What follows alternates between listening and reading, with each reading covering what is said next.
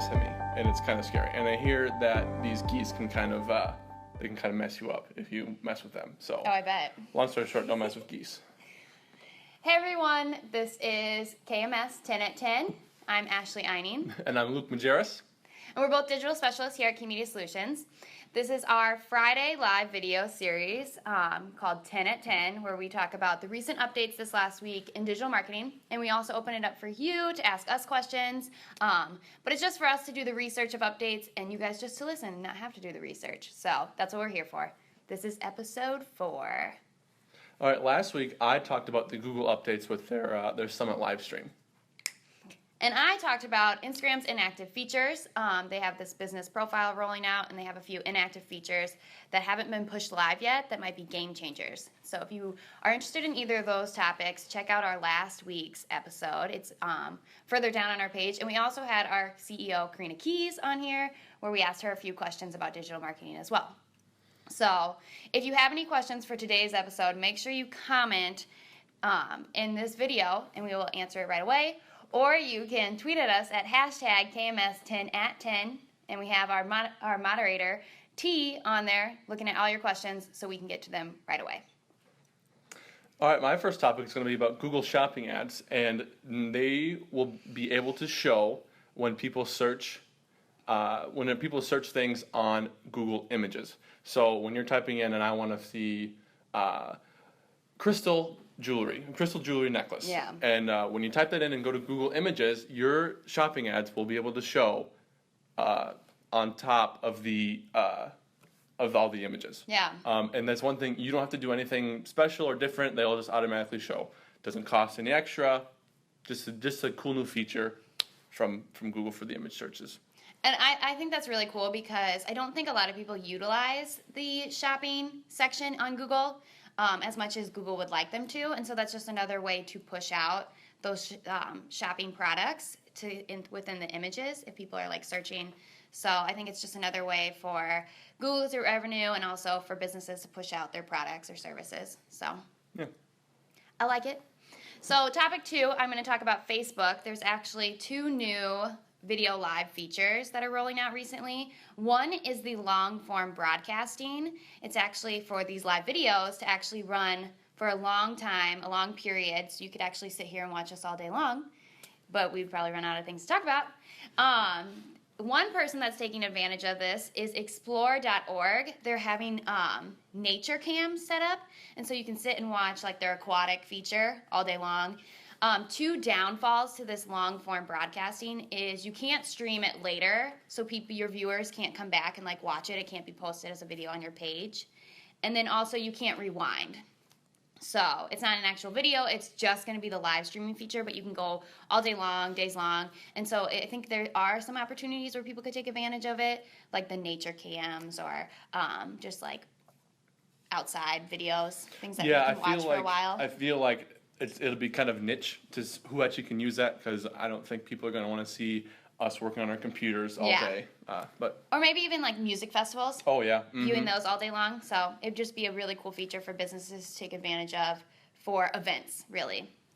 Another thing that Facebook Live Video is also rolling out soon is geogating, where you can actually pick a particular location for your video to be pushed to, which that isn't available right now. You can't pick the location of where your video is being viewed. It's just posted and whoever can watch it. But so that would be interesting once that rolls out. Yeah, I could see, even potential, first thing that comes to my mind is bands. Say, they announce a tour, and then they can quick say, hey, Sioux Falls, we're going to come play for you guys, come check out, so it's only going just to the Sioux Falls area. Yeah. Okay, so we have a question from Just. She said, where will the images be, like on the top or scattered? And I think she's meaning those shopping ads. Yeah, those will they'll be right on top. Just pretty much when you have a normal shopping ad pop up when you just search, they'll be on top or on the right. And the images will just be a bar right on top of all the other organic images. Good question. And thanks, Jess, for sending us a question. We wanted to remind everybody, if you do have any questions, go ahead and, just like Jess, comment in the section below or tweet at us at hashtag KMS10at10, and T will catch those and send them to us. All right, my second topic, we're going to talk more about Facebook video.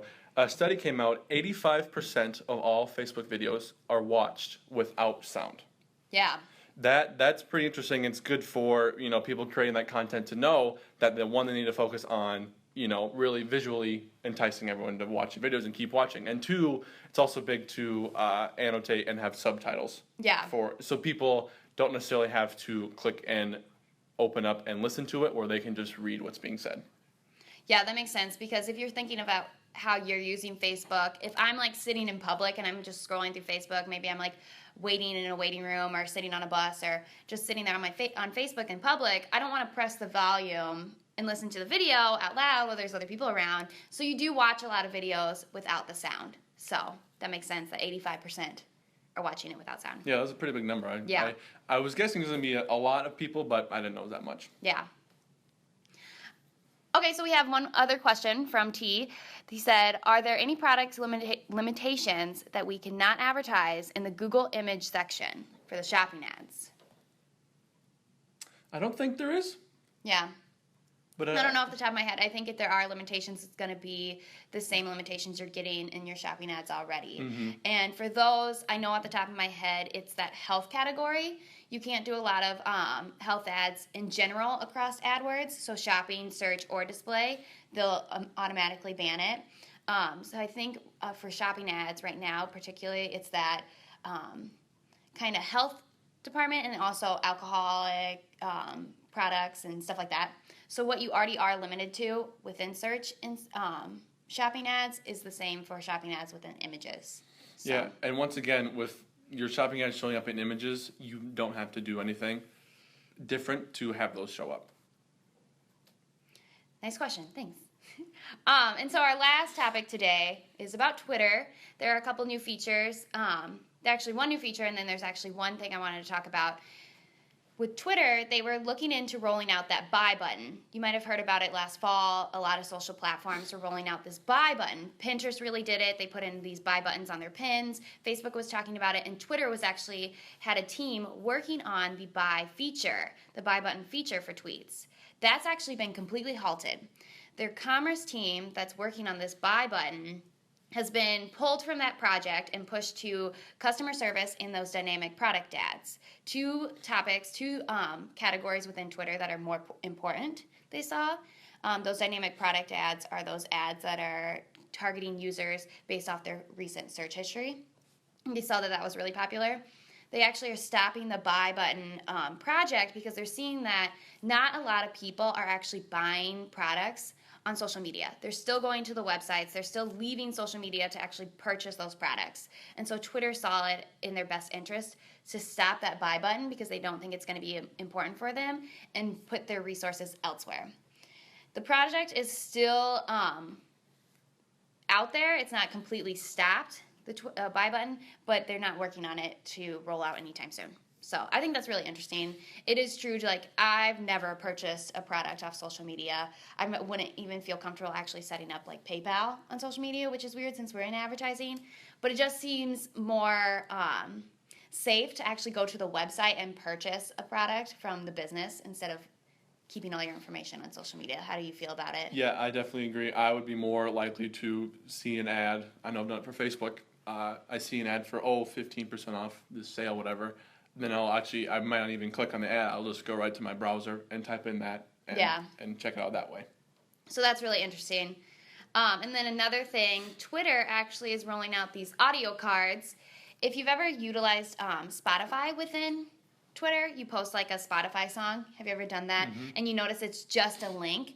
Actually, they've partnered with Spotify to do these audio cards that's actually going to have a 30-second music preview now. So I think that's really cool. I've done Spotify tweets a few times, and it does only post the link, so it's going to be interesting to see that feature roll out where you can actually have 30 seconds of the song.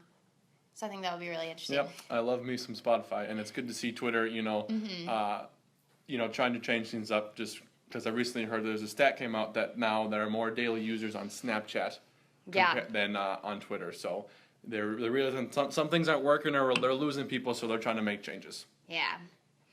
So that is going to be all for today. We're hitting that 10-minute mark, and we want to let you guys get back to work and your lives. So, if you have any other questions and you didn't get to comment or send us a tweet during this episode, go ahead and send us it, even if you're watching this later, and we'll get to them either in the next episode or we'll comment back to you right away. So this is 10 at 10. Thanks for tuning in. I'm Ashley Eining. And I'm Luke Majerus. And we'll see you next time.